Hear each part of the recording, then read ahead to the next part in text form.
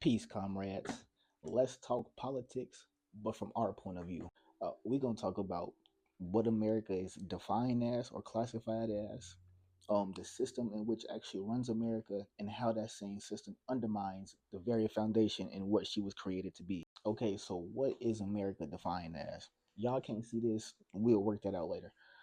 America is defined as a constitutional federal republic.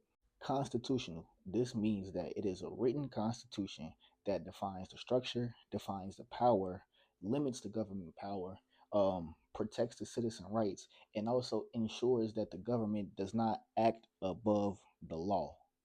Remember that. Okay, so federal. This means that you have a central government or like a national government, and you also have smaller states and providence that also has some level of autonomy and can also make laws within itself. And lastly, republic. No, this is not in relation to the Republican Party, but this means that we elect our officials, we have a president, and ultimately the people have the ultimate power, so they say. But so does government that we talk about. What is the engine to the government? What runs the government? How does the government run?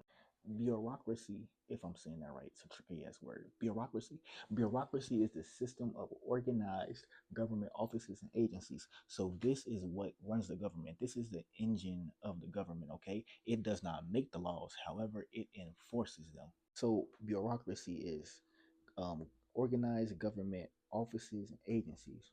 What the hell are some of the agencies? Okay, you got Department of Education. Okay, you got Department of Defense. Oh, what's another one? What's another one? You got the what is it? The environment. What was that one? The EPA protects the environment.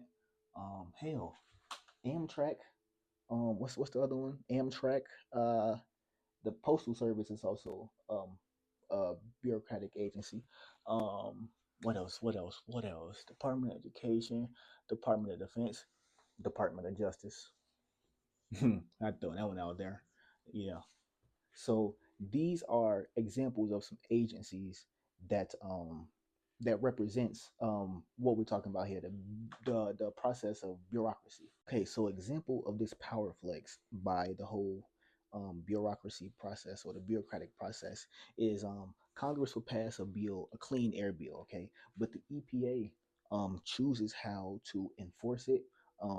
It get to choose what pollution is, like what is considered pollution, and as well as the penalties and the fines that go behind violating those. So these agencies can create laws that have, or rules, I should say, rules that have the force of law, but as they are not voted on. But you can still, they are not voted on by Congress, but you can still go to jail and receive these fines. And another example of this is the IRS can audit your taxes, but the SEC, which is more of like the business side, they can prosecute businesses for fraud. What am I getting at with all of this? So, America is a constitutional federal republic. The people have the ultimate power. We vote in who we want, we vote out who we don't want, and the government has limited power.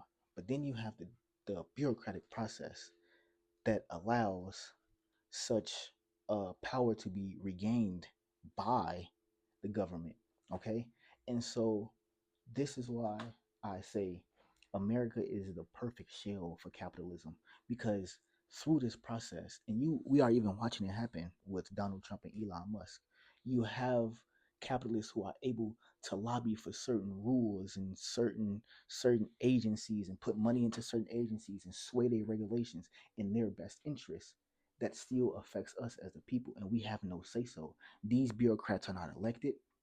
We cannot fire them.